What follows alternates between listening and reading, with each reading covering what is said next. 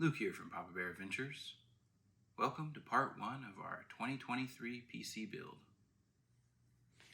And to get started with this build, we need to gather up our core components. It'll be the motherboard, the GPU or the graphics card, hard drive, in this case it's going to be a solid state drive, our RAM, because we're doing video editing we will be using a large amount of RAM, our processor, our power supply, and our CPU cooler.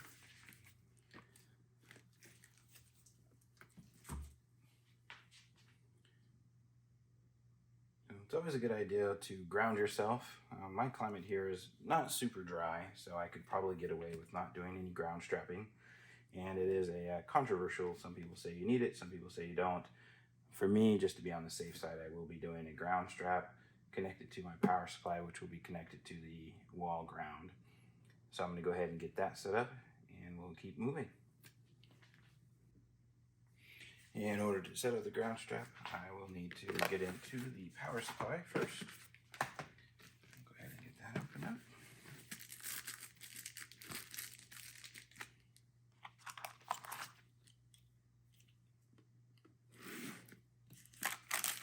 And again, as always, anytime you're dealing with this type of wrapping, this type of protective covering, you need to make sure you're policing that so that your littles do not get a hold of it.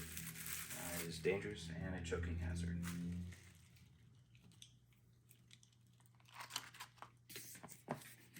I did go with a overpowered power supply, probably more than I needed.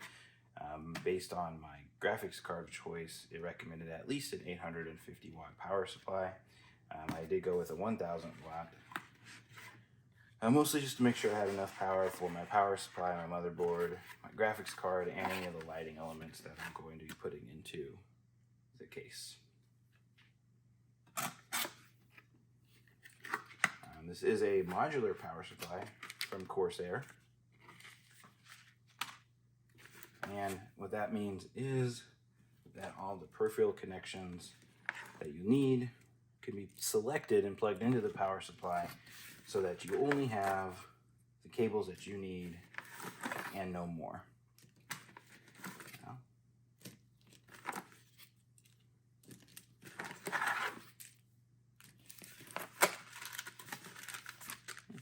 Came with some zip ties in black, nice. And just like the Corsair case, this power supply came with nice packaging to protect it in shipping.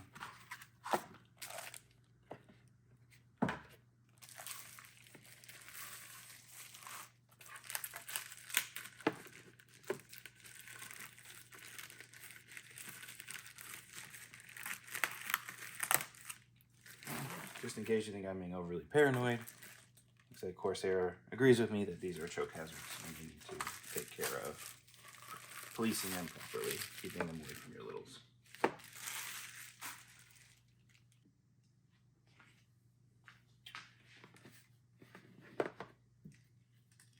This is the anti-static leash that I will be using.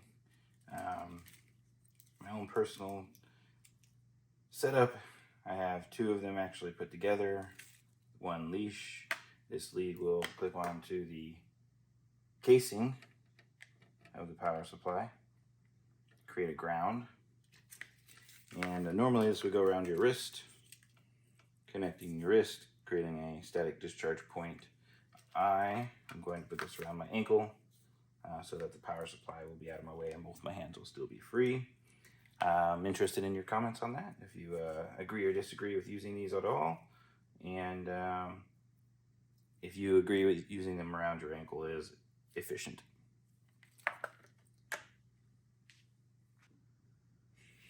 All right, now that I have my ground strap on, connected to my power supply, which is connected to the wall outlet to create that ground, we will go ahead and open up our motherboard.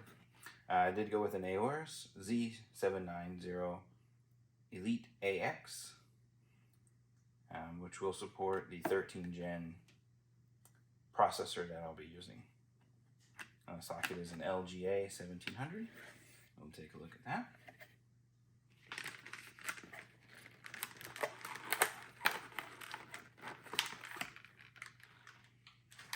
Inside the box, looks like we have a SATA cable, a Gigabit G connector. Have to read about that in the instructions. This is a Wi-Fi 6E antenna. Instruction manual. Definitely want to hang on to this and have it handy. And of course, the actual motherboard.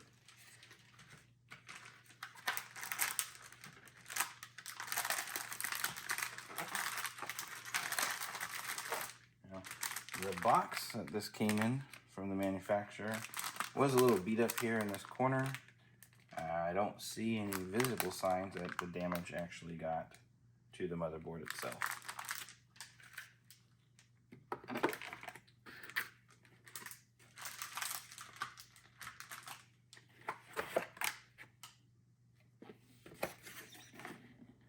And the damage is very, very unnoticeable here. The package that this box came in was very beat up though.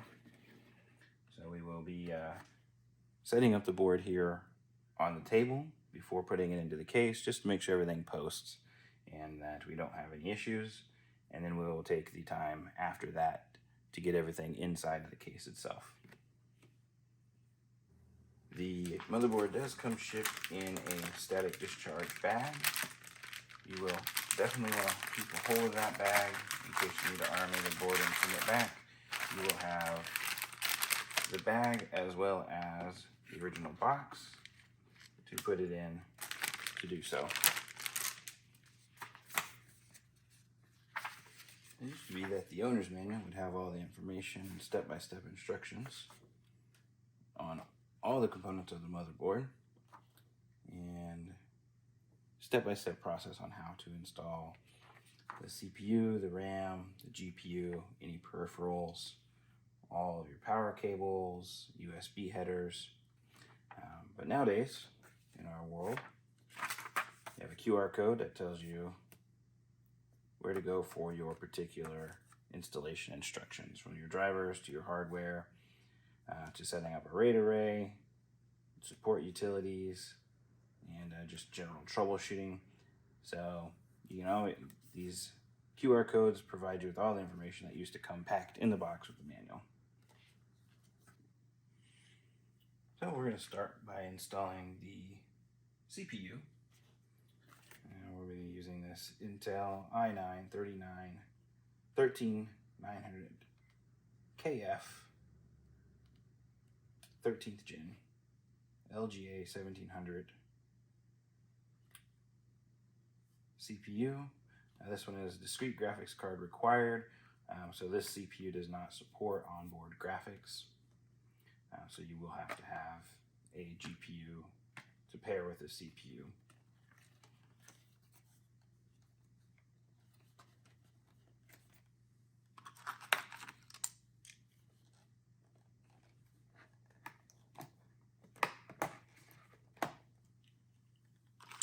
Security seal, let you know that the box has been sealed from the shipping point. Again, if you do have to RMA any of your components, you will want to keep all of your shipping information, all of your shipping packaging, so that you can ship this back in the event that you need to RMA it. Fingers crossed, we will not need to do that today.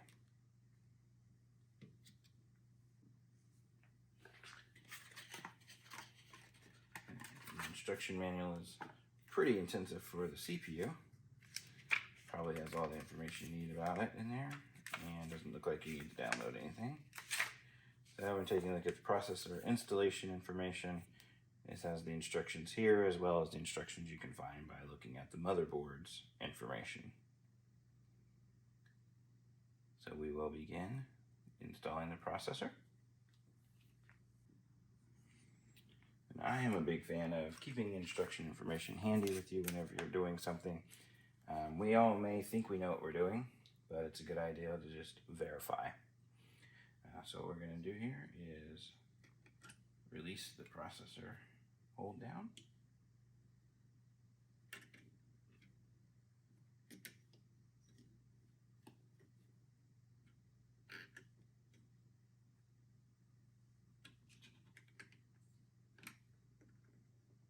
Raise up the door that the processor sets on.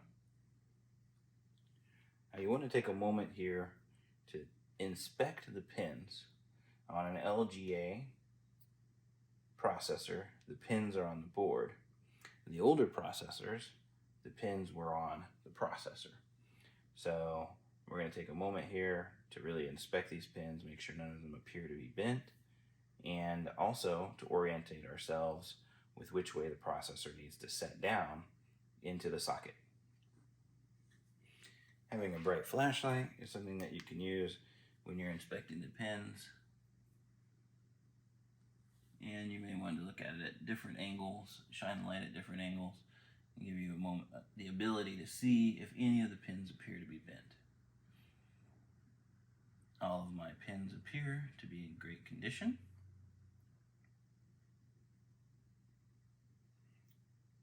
And then you want to look for the pin pattern to make sure that you understand where the processor is going to be laying.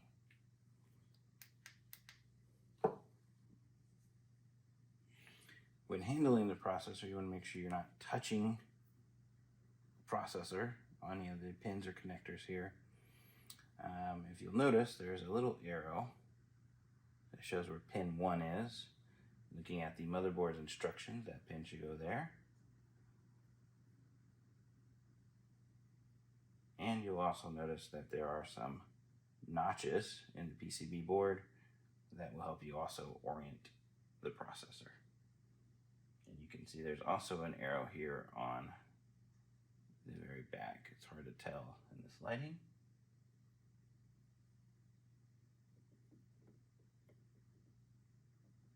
I'm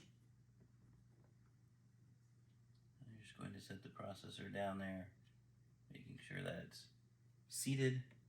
You shouldn't have to press hard on it. It should just drop right into place. Once the processor is in place, then we're going to go ahead and close the door. You'll notice I did not take off the covering. That should pop off. Right, so we'll close the door. Just going to push it down here.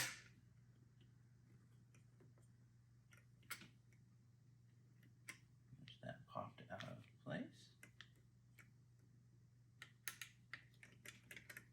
Make sure it's all the way down.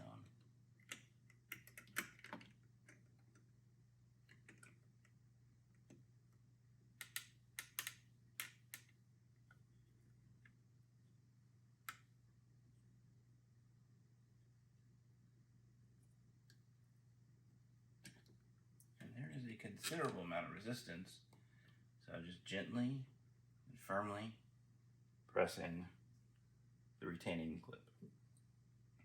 And now our processor is installed. Thank you for joining us for part 1 of our 2023 PC build. As always, comments are welcome, and mind how you go.